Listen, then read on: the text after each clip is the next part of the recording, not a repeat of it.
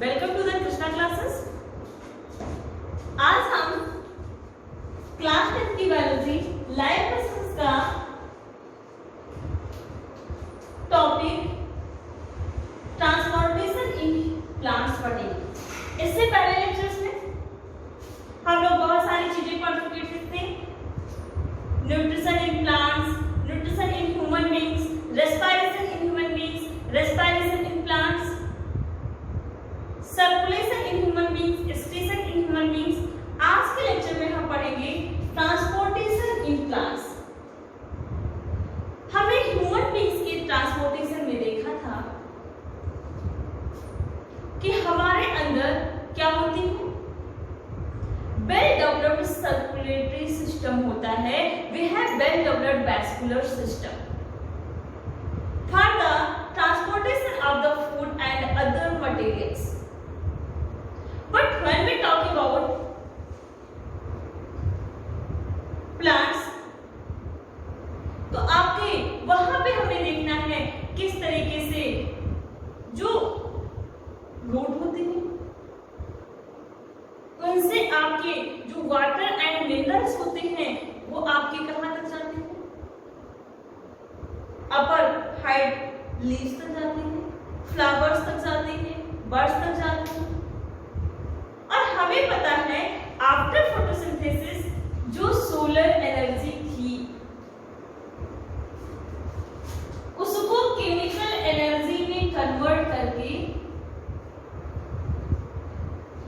जो ग्लूकोज का फॉर्मेशन हो रहा था आफ्टर फोटोसिंथेसिस, वो केमिकल एनर्जी प्लांट्स के हर पार्ट तक कैसे। We have lots of question about it. Now we are going to clear it। हम देखते हैं, हमने देखा था कि प्लांट्स जब फोटोसिंथेसिस करते हैं तो क्या होता है, ऑक्सीजन और कार्बन डाइऑक्साइड का जो एक्सचेंजमेंट होता है वो आपका by the simple process diffusion के थ्रू होता है। What do mean by diffusion? Diffusion का मतलब क्या होता है, कोई भी कॉन्स्टिट्यूएंट अगर अपने हायर कंसंट्रेशन से लोअर कंसंट्रेशन की ओर मूव करता है तो उसको हम क्या कहते हैं, डिफ्यूजन। तो क्या हुआ, अभी हमने फोटोसिंथेसिस रेस्पिरेशन में देखा था कि जो आपकी कार्बन डाइऑक्साइड का मूवमेंट है, जो आपके किसका मूवमेंट है, ऑक्सीजन का मूवमेंट है, ये आपके क्या होता है अकॉर्डिंग टू डिफ्यूजन। चलिए हम मान लेते हैं जब तक पौधा बहुत छोटा है, जब तक पौधा क्या है बहुत छोटा, ये इसकी रूट्स हो गई और बहुत छोटे आपकी ये आपकी छोटी छोटी लीव्स हो गई। तो हम क्या देखते हैं, जो इसका डिस्टेंसेस है, आपके डिस्टेंसेस का डिफरेंस है रूट से और लीव्स तक बहुत कम। एक बार हम कह सकते हैं कि बाय द डिफ्यूजन रूट से जो आपके वाटर होगा सॉइल से जाएगा, जो आपके मिनरल्स होंगी वो लीव्स तक पहुंच सकते हैं, और लीव्स ने जो सिंथेसाइज किया होगा, लीव्स के पास में जो एनर्जी होगी वो एनर्जी किस फॉर्म में होगी, केमिकल एनर्जी के फॉर्म में। That is the result of photosynthesis. वो आपके रूट तक कैसे चली जाएगी, आसानी से डिफ्यूजन। लेकिन जैसे जैसे ये पौधा आपके ग्रो होकर के क्या होगा, बढ़ता जाएगा, जैसे जैसे ये बढ़ता जाएगा इसके आपकी जो ये लीव्स है और रूट है इसके पास क्या है एनर्जी, और इसके पास क्या है, उस एनर्जी को फॉर्म करने के लिए या पौधे की अदर ग्रोथ के लिए, अदर मेटाबॉलिक एक्टिविटीज के लिए जो रॉ मटेरियल है वो आपकी किसके पास में है, रूट्स के पास में, क्योंकि वो आपके सॉइल में है। और आपके जो सारे रॉ मटेरियल्स है just like phosphorus, nitrogen, water, ये जो चीजें हैं ये आपके कहां है, रूट के पास में है। तो जब ये डिस्टेंस जैसे जैसे बढ़ते गए, here a question create, because the process of diffusion will not be able to transport raw materials of soil to the leaves, and the chemical energy will not able to transport its energy to the roots and other parts of plants. इतनी capacity नहीं होगी diffusion की जब आपकी क्या होगी, distances increase करती जाएगी। तो अब क्या होगा, means when we talk about transportation in plants, we have to concentrate on the 2 points. First point is the transportation of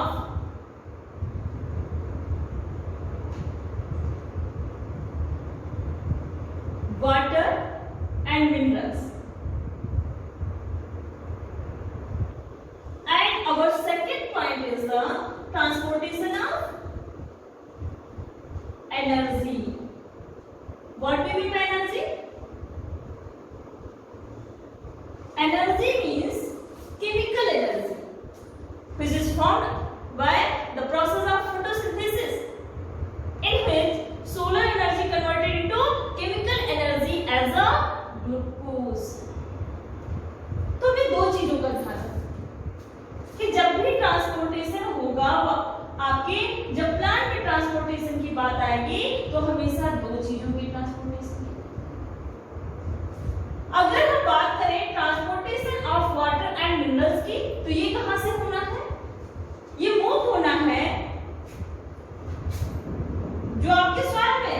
कभी हम पानी अगर डालते हैं पौधों में, वाटरिंग करते हैं, तो कहां पे करते हैं, सॉइल में करते हैं, रूट्स के पास करते हैं, रूट्स में डालते हैं। ऐसा तो नहीं होता कि पत्तियों पे डाल के चलते हैं, हम आगे पंपिंग मशीन लगाते हैं और पाइप से क्या करते हैं, पत्तियों पे डालते हैं, ऐसा तो नहीं करते। कहां पे है transportation of water and mineral, कहां से कहां होना है, root to other parts of plant, और ट्रांसपोर्टेशन ऑफ एनर्जी कहां होना है, leaves to other parts of plant होना है। अब हम सबसे पहले डिस्कस करते हैं transportation of waters and minerals. सबसे पहले हम इसको डिस्कस करते हैं, transportation of waters and minerals. अगर हम देखें तो प्लांट्स के पास में क्या है, वेल डेवलप्ड टिश्यू सिस्टम है। You can't say that organ system और organ, plants have well specialized tissue system. इसके पास में क्या है, टिश्यू सिस्टम, और वह टिश्यू सिस्टम जो प्लांट्स में ट्रांसपोर्टेशन में हेल्प करता है, that is known as vascular tissue. वो आपका क्या कहलाता है, वैस्कुलर टिश्यू कहलाता है। अब ट्रांसपोर्टेशन में आपकी 2 चीजें आ गई, transportation of water and minerals, तो इसके लिए अलग टिश्यू सिस्टम होगा, और ट्रांसपोर्टेशन ऑफ एनर्जी के लिए अलग टिश्यू सिस्टम। वो टिश्यू सिस्टम, वो टिश्यू जो आपकी किसमें हेल्प करता है, transportation of water and minerals में हेल्प करता है, that is the xylem, and it has xylem. Water means जल, xylem याद रहेगा, xylem किसका आपके ट्रांसपोर्टेशन करता है, वाटर का, जल। xylem has 4 components, xylem, vessels, xylem tracheids,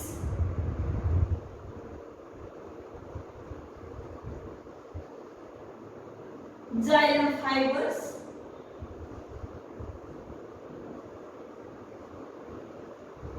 and xylem parenchyma.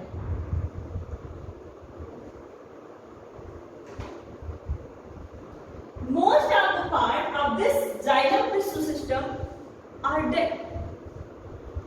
They are not living. Only xylem parenchyma is the living. बाकी जो ये सारे पार्ट हैं, Xylem vessels, xylem brackets, xylem fibers. These are the dead one. ये आपकी क्या होती है? Dead. अब होता है, आप तो सरप्राइज होंगे, एक बहुत लंबे ट्री में जो वाटर और मिनरल का कंडक्शन है ये तो डेड पार्ट से होता है। Yes, of course. बहुत सारे एक्सपेरिमेंट हुए इसको लेकर के। पहले तो लोग मानते थे, पहले साइंटिस्ट मानते थे कि जो कंडक्शन होता है इसका वो आपका लिविंग पार्ट करता है, लेकिन बहुत सारे एक्सपेरिमेंट किए गए इस पे, जिससे पता चला कि जो आपके इसका ट्रांसपोर्टेशन है वो हमेशा आपकी कौन सी पार्ट करता है? Dead part, living part. Water transportation में जो हमारा पार्ट जाइलम का पार्टिसिपेट करता है वो आप क्या क्या होते हैं? जाइलम वेसल्स होती है और जाइलम ट्रैकिट्स। कुछ यूं इनका स्ट्रक्चर होता है, ये हमारे जाइलम वेसल्स होते हैं और ये हमारी क्या होती है? ऐसे पॉइंटेड स्ट्रक्चर वाली जो सेल्स होती है हमारी क्या होती है? जाइलम ट्रैकिट्स। ये आपकी डेड सेल्स होती है। अब क्या है, यहाँ पे रूट का अपना जो आप लोगे वाटर अगर मूव कर रहा है रूट से तो वाटर का अपना कोई प्रेशर होगा, कोई हाइड्रोस्टैटिक प्रेशर होगा। वाटर का प्रेशर को हम क्या कहते हैं? हाइड्रोस्टैटिक प्रेशर कहते हैं। तो रूट अपना कोई प्रेशर डालती होगी जिसकी वजह से वाटर क्या होता है? प्लांट्स की पूरी बॉडी तक पहुंच जाता है। ये आपके एनसीईआरटी में भी मेंशन है। लेकिन रूट प्रेशर जो होता है, रूट का प्रेशर जो होता है वो अगर मैक्सिमम जाएगा तो कितना जाएगा? 2 to 3 बार्स। ऐसा नहीं कि रूट प्रेशर काम नहीं करता, काम करता है।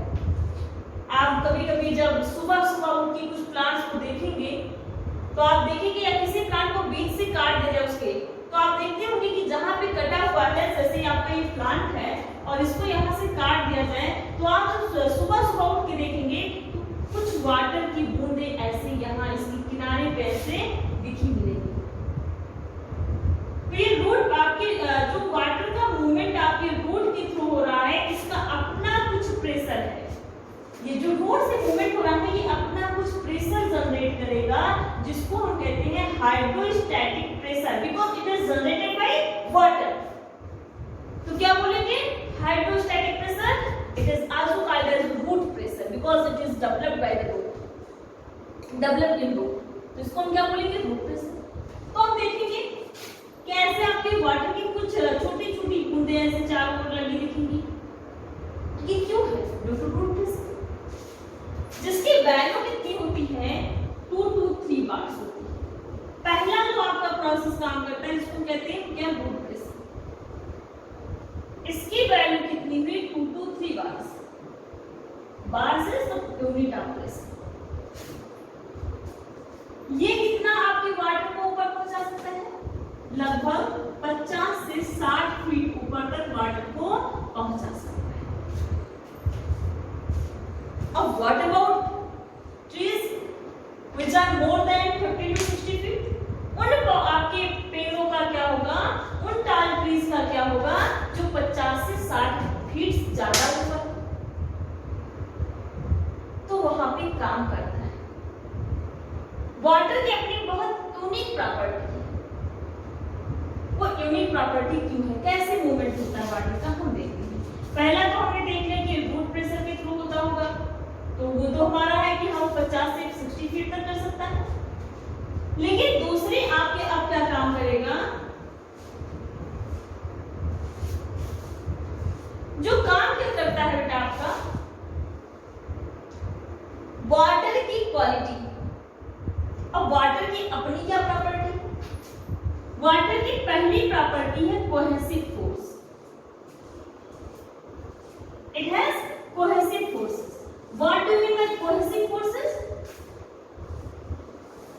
जब दो आपके सेम मॉलिक्यूल्स के बीच में जो फोर्स काम करता है उसको हम क्या कहते हैं? Cohesive force. तो वाटर के दो H2O मॉलिक्यूल को अगर हम अलग अलग लेंगे तो उसके बीच में क्या कर रहा है? एक फोर्स काम कर रहा है। उस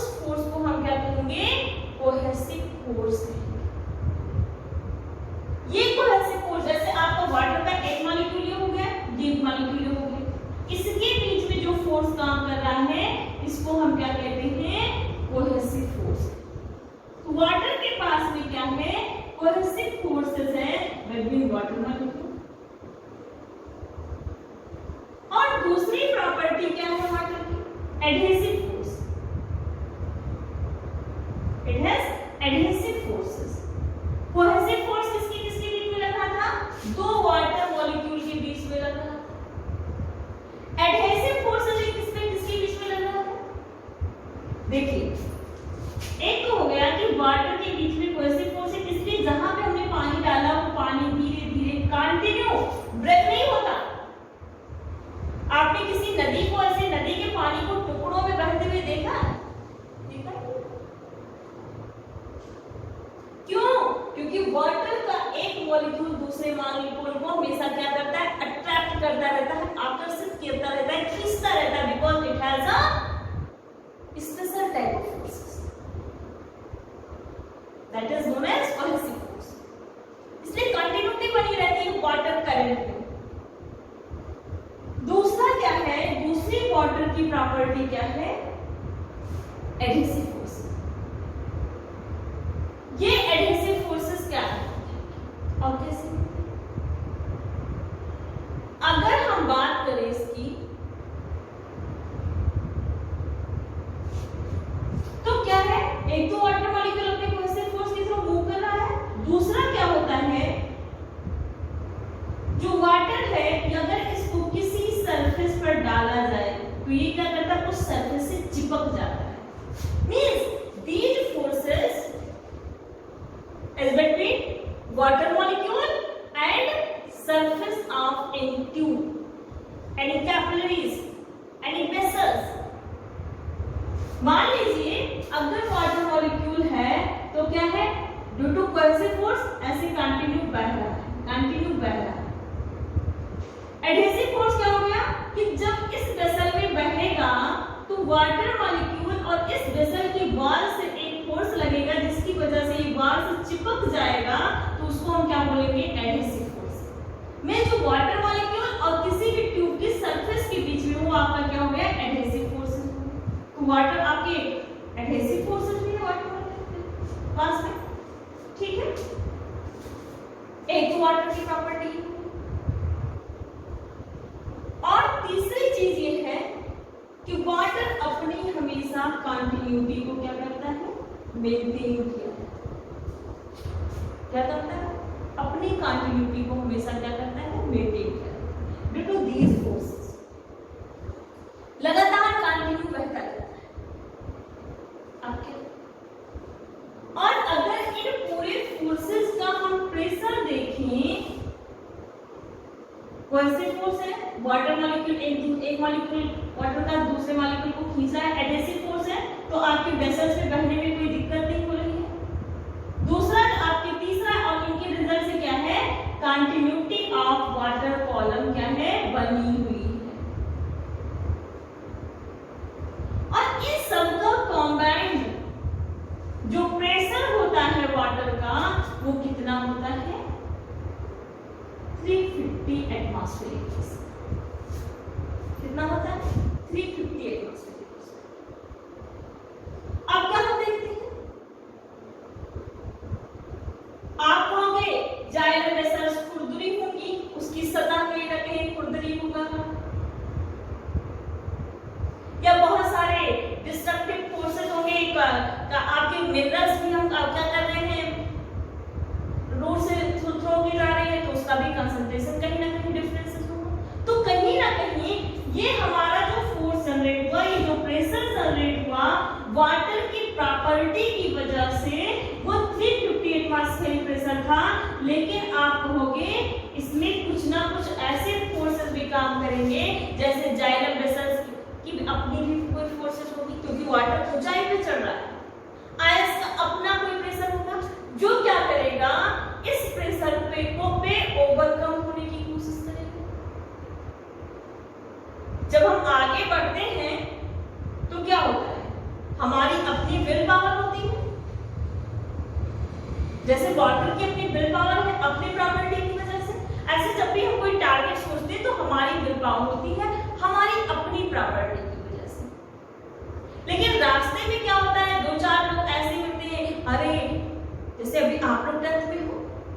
आप लोग अपनी विल पावर से, अपनी प्रॉपर्टी की वजह से हमारा लेक्चर देख रहे हैं, पढ़ रहे हैं। आपका सपना है हम अपने बेसिक को बहुत स्ट्रांग रखेंगे, जिससे हमारे लिए नीट में सिलेक्शन में बहुत ही आसानी हो। आपके रिलेशन में किसी ने सुना, अरे भैया नीट तो बड़ा मुश्किल है, आप नीट एग्जाम कैसे निकाल पाओगे, बड़े बड़े नहीं निकाल पाते, तुम क्या निकाल पाओगे? क्या अगर आपकी जो प्रॉपर्टी है, जिस मकसद से, जिस डिटरमिनेशन से आप ये लेक्चर देख रहे हो नीट की प्रिपरेशन के लिए, जिस सोच से आप आए हो इस प्लेटफॉर्म पे, अगर वो जरा भी कमजोर है तो क्या होगा, आपके दिमाग में आएगा हाँ सही कह रहे हैं, बड़े बड़े का सिलेक्शन नहीं होता नीट में, तो मेरा कैसे होगा? आप क्या करोगे, लेक्चर ऑफ करोगे, नीट का सपना छोड़ दोगे और कहीं अकॉर्डिंग टू सिचुएशन अपने आप को मोल्ड करोगे। But if you have strong property just like water, नहीं मुझे नदी में बहना है और समंदर से जाके मिलना है, मुझे डॉक्टर बनना है,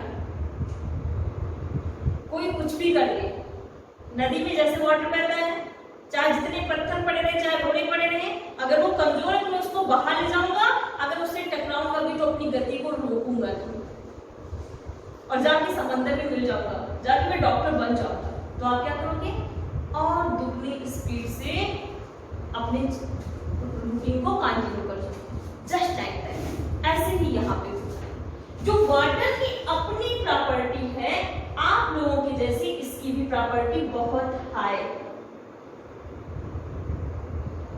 इसका प्रेशर बहुत हाई है, 350 एटमॉस्फेरिक प्रेशर, लेकिन जितने डिस्ट्रक्टिव फोर्सेस लगते हैं वाटर के कॉलम को रोकने के लिए, वो डिस्ट्रक्टिव फोर्सेस आपके वेट ऑफ वाटर कॉलम भी हो सकता है। अगर बहुत मोटे लोग रेस करना चाहे तो अपने ही वेट, उनका भी वेट जो होगा वो कहीं ना कहीं इफेक्ट करेगा, वो दौड़ नहीं पाएंगे बहुत तेजी से। तो जो वाटर कॉलम है, वाटर का जो वॉल्यूम है वाटर कॉलम का, उसका कुछ अपना वेट है, वो कुछ फोर्स जनरेट कर रहा है, वाटर को नीचे खींचने की कोशिश कर रहा है। जाइलम वेसल्स आपके weight of water column, xylem vessels की आपकी जो सतह है, कुछ खुरदरी है, वो आपके रोकेंगी। और क्या रोकेगा, कंसंट्रेशन ऑफ आयंस रोकेंगे। लेकिन इन सबका जो प्रेशर है, जो रिश्तेदारों की तानी है, इनका जो प्रेशर है बहुत कम है, 50 एटमॉस्फेरिक। वाह, दिस इज अ ग्रेट। हम क्या देखते हैं, जो आपके वाटर के मूवमेंट का प्रेशर है बहुत ही दृढ़ इच्छा शक्ति के साथ में उतरा है मैदान में, आप लोगों की तरह। प्रेशर इसका 350 है। इसका कितना है, जो डिस्ट्रक्टिव फोर्सेस है 50 एटमॉस्फेरिक प्रेशर। क्या हम देख रहे हैं, बहुत ज्यादा डिफरेंस है, 300 का डिफरेंस है, 300 एटमॉस्फेरिक प्रेशर का डिफरेंस है। वाटर कॉलम कहता है हम तुम्हारी नहीं सुनेंगे, हम ऊपर चढ़ते चले जाएंगे। और जब आप सक्सेस होने लगते हो तो क्या होता है, आपको हेल्प देने के लिए भी कोई ना कोई आ जाता है। कहते नहीं है, भगवान उसी की सहायता करता है जो खुद की सहायता खुद करता है। तो क्या है, ठीक उसी तरीके से वाटर कॉलम का ये जब डिफरेंस है जितना ज्यादा होता है, वाटर कॉलम थोड़ी ऊंचाई पे चढ़ जाता है, तो डेवलप होता है एक स्पेशल टाइप का फोर्स जो लीव्स के थ्रू डेवलप होता है। क्योंकि ये वाटर क्या है, लीव्स के थ्रू इवापोरेट होता है। और वाटर के इवापोरेशन जब लिविंग थिंग्स में होती है तो इसको हम क्या कहते हैं, जैविक प्रोसेस बोलते हैं। इवापोरेशन तो आपकी एक भौतिक क्रिया है, वाष्पन एक भौतिक क्रिया है, लेकिन जब यही इवापोरेशन कहाँ पे होता है, एक आपके लिविंग ऑर्गेनिज्म के अंदर होता है, तो यहाँ प्लांट में अंदर हो रहा है, तो प्लांट में हम इसको इवापोरेशन नहीं बोलते, इसको हम क्या बोलते हैं, transpiration. Transpiration means loss of water by the leaves और other green parts of the plants. तो वो जो ट्रांसपिरेशन है जो लीव्स के थ्रू हो रहा है, यहाँ पे हो रहा है। वाटर आपकी क्या है, इसके अंदर है जाइलम वेसल्स, जाइलम ट्रैकिस, दो ही पार्ट है जिसके थ्रू आपकी वाटर जाता है। वाटर को अपनी प्रॉपर्टी की वजह से जा रहा है, इसमें कुछ डिस्ट्रक्टिव फोर्स डेवलप हुआ जो इसे रोकने की कोशिश कर रहा है, लेकिन ये रुका नहीं। क्यों? क्योंकि इसका जो आपके प्रेशर है टोटल 50 एटमॉस्फेरिक प्रेशर है, इसका 350। इसने क्या किया, इसको इस पे ओवरकम करके, डिस्ट्रक्टिव फोर्सेस पे ओवरकम करके ये ऊपर की ओर चढ़ गया। तो ऊपर की ओर चढ़ने पे क्या मिला कि आपके जो लीव्स है इससे वाटर का लॉस हो रहा है, और जब लॉस हो रहा है तो ये आपका प्रेशर कैसा होगा, जो आपका इवापोरेशन हो रहा है, जो ट्रांसपिरेशन हो रहा है लीफ के थ्रू, ये आपके कैसे जनरेट करेगा, एक पुलिंग प्रेशर जनरेट करेगा, खींचने वाला प्रेशर जनरेट करेगा, जो वाटर कॉलम को और ऊपर खींच लेगा, मदद करेगा वाटर कॉलम को ऊपर खींचने में। इस तरीके से वाटर और मिनरल का ट्रांसपोर्टेशन जो होता है वो प्लांट की फुल बॉडी में हो जाता है। तो आपको समझ में आ गया वाटर का और मिनरल का ट्रांसपोर्टेशन किन टिश्यू से होता है? गुड। जाइलम, जाइलम के कितने कंपोनेंट है? Xylem vessels, xylem tracheids, xylem fibres, xylem parenchyma. Only xylem parenchyma आपका लिविंग है, बाकी तीन क्या होते हैं? डेड होते हैं। जो वाटर और मिनरल्स के ट्रांसपोर्टेशन में हेल्प करते हैं जाइलम के दो पार्ट, वो आपके मेन कौन होते हैं? Xylem vessels, xylem tracheids. Water कैसे मूव कर लेता है? क्या रूट का अपना कोई प्रेशर होता है? यस ऑफ कोर्स होता है, लेकिन वो बहुत कम होता है, जो बहुत कम ऊंचाई तक पहुंचा सकता है। फिर हम क्या देखते हैं, तो फिर वाटर कैसे पहुंचता है? तो वाटर कैसे पहुंचता है आपके अपनी प्रॉपर्टी की वजह से, due to cohesive force, due to adhesive forces और continuity of water column. Cohesive forces और एडहेसिव फोर्सेस के थ्रू क्या होती है? मेंटेन रहती है, और इसकी वजह से प्रेशर जो जनरेट होता है वो कितना होता है? 350। इसको रोकने के लिए आपके बहुत सारे डिस्ट्रक्टिव फोर्सेस होते हैं जो काम करते हैं जाइलम वेसल्स और जाइलम ट्रैकिस के अंदर, जो आपका क्या है? वेट ऑफ वाटर कॉलम है, rough surface of xylem vessels है, आयंस कंसंट्रेशन है क्योंकि मिनरल्स भी उसके साथ जाता है, तो रूट के पास में कंसंट्रेशन ज्यादा होगा, अब साइड में मिनरल्स का कंसंट्रेशन कम होगा, तो वो भी आपके करता है। तो क्या होता है, लेकिन ये सब का डिस्ट्रक्टिव फोर्सेस का जो आपके क्या है मैग्नीट्यूड है, अगर हम देखें तो आपका क्या है? 50 एटमॉस्फेरिक प्रेशर, और ऐसे में तो ये ज्यादा हो जाता है जिसकी वजह से ऊपर जाने लगता है। जैसे ही ये ऊपर थोड़ा पहुंचता है तुरंत क्या होता है? लीफ से वाटर का कुछ पार्ट इवापोरेट हो रहा होता है जिसको हम ट्रांसपिरेशन कहते हैं, और ये ट्रांसपिरेशन जो प्रोसेस होता है एक पुलिंग फोर्स डेवलप करता है जो वाटर कॉलम को ऊपर खींच लेता है। इस तरीके से पूरे प्लांट की बॉडी में वाटर और मिनरल्स का ट्रांसपोर्टेशन होता है, और ट्रांसपोर्टेशन की इस प्रोसेस को जो वाटर कॉलम की प्रॉपर्टी की वजह से होती है, इसको हम क्या कहते हैं? ट्रांसपिरेशन पुल थ्योरी कहते हैं। कौन सी थ्योरी कहते हैं? आपके ट्रांसपिरेशन पुल थ्योरी कहते हैं, जो आगे क्लास में पढ़ेंगे। लेकिन इस तरीके से क्या होता है? वाटर का ट्रांसपोर्टेशन होता है, मिनरल्स का ट्रांसपोर्टेशन होता है प्लांट के अंदर। अब आपका दूसरा पॉइंट, कैसे ट्रांसपोर्टेशन ऑफ एनर्जी होता है, इसको इरेज कर सकते हैं।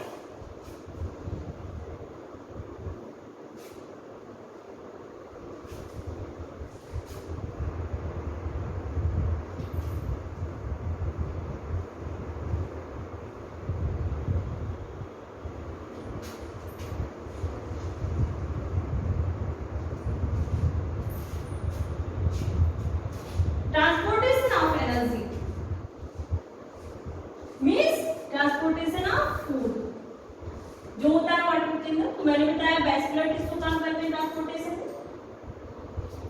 It is done by phloem tissues and phloem has also 4 components: कंपाइनेशन,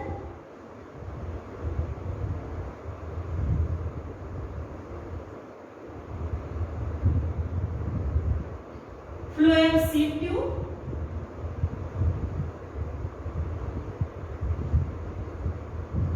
और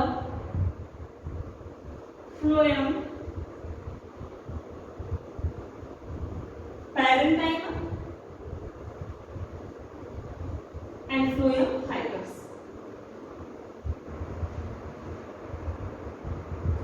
Phloem fibers is the non-living part of phloem. और ये जो आपके phloem parenchyma, phloem seed tubes, companion cells से आपके लिविंग पार्ट। लेकिन जो मेनली फूड कंजप्शन में पार्टिसिपेट करते हैं, these are कंपेनियन सेल और आपकी सीड ट्यूब्स।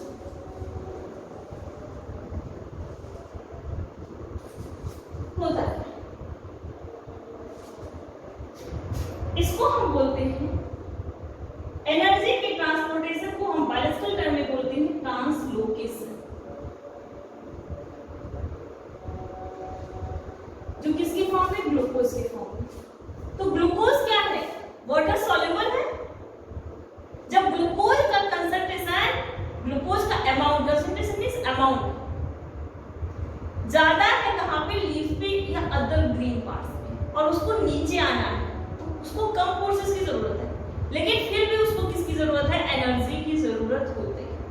तो जहां पे आपके लीव्स में क्या होगा, जैसे कोई आपका प्लांट है, ये इसकी लीव्स या अदर ग्रीन पार्ट, तो यहाँ पे जो आपका ग्लूकोज बना, इसका कंसंट्रेशन कहाँ पे ज्यादा है? लीव्स में ज्यादा है, और लीव्स से अदर पार्ट ऑफ प्लांट में ज्यादा है। तो क्या होगा, ये जो शुगर है ये आपकी कैसा है? वाटर सॉल्युबल है। कहां पे आ रहा है? आपके अदर पार्ट्स में आ रहा है। तो यहाँ पे शुगर का कंसंट्रेशन जब ज्यादा है, तो जब इसका कंसंट्रेशन ज्यादा होगा तो यहाँ पे आपका एक अलग टाइप का प्रेशर लगता है, that is known as osmotic pressure. किसी भी सॉल्यूशन में सॉल्यूट कंपोनेंट की वजह से जो प्रेशर जनरेट होता है, उस प्रेशर को हम क्या कहते हैं? ऑस्मोटिक प्रेशर कहते हैं। ऑस्मोटिक प्रेशर किसी भी सॉल्यूशन के उस पार्ट में उतना ही ज्यादा होगा जितना ही ज्यादा आपका क्या होगा? Solute component. तो सॉल्यूट कंपोनेंट अगर आपके जो सॉल्यूशन बना वाटर और ग्लूकोज का, उसमें सॉल्वेंट क्या होगा? वाटर होगा, और सॉल्यूट आपका क्या होगा? ग्लूकोज होगा। तो ग्लूकोज की वजह से, ग्लूकोज की कंसंट्रेशन की वजह से जो प्रेशर जनरेट हुआ, क्योंकि वो एज अ सॉल्यूट है, वो आपका क्या हो गया? Osmotic pressure. अब आपका क्या होगा? लीव्स में या प्लांट्स के अदर ग्रीन पार्ट्स में ऑस्मोटिक प्रेशर क्या होगा? अदर पार्ट्स के कंपैरिजन में ज्यादा हाई होगा। तो आपके क्या होगा? जो ग्लूकोज का ट्रांसलोकेशन होना है, जो एनर्जी का ट्रांसलोकेशन होना है, वो high osmotic pressure to low osmotic pressure के ओर ट्रेवल करेगा।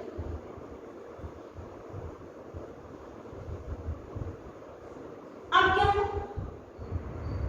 क्योंकि जो ऑस्मोटिक प्रेशर है, ये एक आपके नेगेटिव प्रेशर जनरेट करता है, जिसकी वजह से क्या होगा?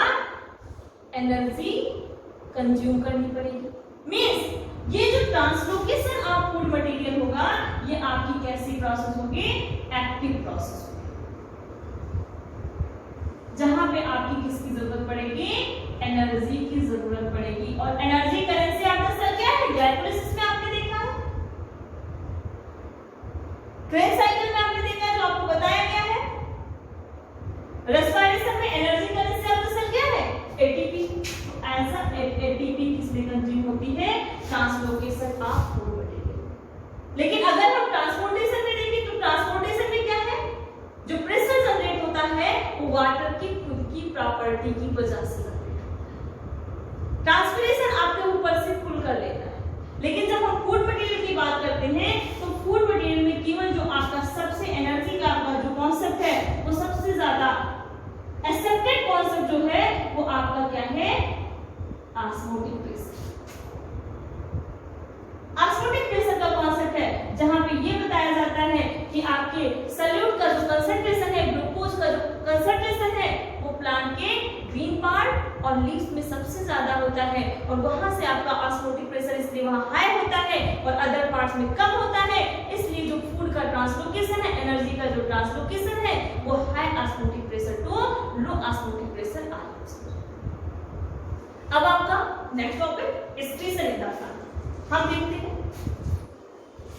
बहुत छोटा सा टॉपिक है, इसी में डिस्कस कर देते हैं और ये चैप्टर कंप्लीट कर देते हैं। स्क्रीशन इन प्लांट्स अगर हम देखें तो बहुत ही इजी है, क्योंकि plants is not well developed organ just like human. अगर हम स्क्रीशन की बात करते हैं तो ऐसा देखते हैं इसमें वेस्टेज कहते हैं। इसमें वेस्टेज कार्बन डाइऑक्साइड भी है और ऑक्सीजन भी है। आप कहोगे कार्बन डाइऑक्साइड का तो समझ में आता है, ऑक्सीजन कौन सा? जब फोटोसिंथेसिस की प्रोसेस होती है तो आपका एज अ वेस्ट प्लांट से क्या निकलता है? ऑक्सीजन। जब रेस्पिरेशन होता है तो क्या निकलता है? Carbon dioxide. तो वेस्ट मटेरियल का क्या हो गया? कार्बन डाइऑक्साइड, ऑक्सीजन हो गया। ऑक्सीजन किससे निकलता है? By the photosynthesis.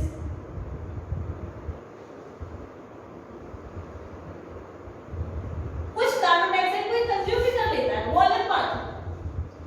Carbon dioxide किससे निकलता है? By respiration. और इनके एक्सक्रीटरी प्रोडक्ट्स होते हैं, जैसे सेल के अंदर अपना जो एक्सक्रीटरी प्रोडक्ट होता है, तो प्लांट सेल में आपकी बहुत बड़ी, इसके सेल्स के अंदर बहुत बड़ी आपकी वैक्यूल्स होती है, वित्तिकाएं होती है, जैसे सेल वैक्यूल्स। वो आपकी क्या करती रहती है? प्लांट की हर सेल जो है वो अब सेल वैक्यूल में अपने वेस्टेज को जमा करती रहती है, जो आपके as a resin, as a latex, as a gum plant से बाहर निकल जाती है। तो अगर हम प्लांट्स के एक्सक्रीटरी वेस्टेज की बात करें तो कार्बन डाइऑक्साइड, ऑक्सीजन और आपका क्या है? रेजिन, लैटेक्स, गम, ये सारे आपके क्या हैं? प्लांट्स के एक्सक्रीटरी वेस्टेज। और ये सारे आपके प्लांट्स की बॉडी से बाहर निकलते हैं, तो इसको हम क्या कहते हैं? Excretion in plant. और ये आपके हर सेल कंटिन्यू करती है, कोई अलग अलग सेल नहीं करती, क्योंकि प्लांट्स के पास में केवल टिश्यू सिस्टम है, ऑर्गन सिस्टम नहीं। इसके साथ में आपका ये पूरा चैप्टर कंप्लीट होता है आपका लाइफ प्रोसेसेस का। नेक्स्ट लेक्चर में हम आपको मिलेंगे नेक्स्ट चैप्टर के साथ में, जो कोऑर्डिनेशन कंट्रोल, आपका जो कोऑर्डिनेशन सिस्टम है, जैसे आपका nervous system and hormonal system, जो एंडोक्राइन सिस्टम है, उसके साथ में हम आपको नेक्स्ट लेक्चर में मिलेंगे। आप पूरी तरीके से लाइफ प्रोसेस को, लेक्चर को देखिएगा, एनसीईआरटी से आप पढ़िएगा और अपने क्वेश्चन को सॉल्व करिएगा। जो भी आपके डाउट्स होंगे उसको कमेंट बॉक्स में या दिए गए नंबर पे व्हाट्सएप करके आप जान सकते हैं। Thank you.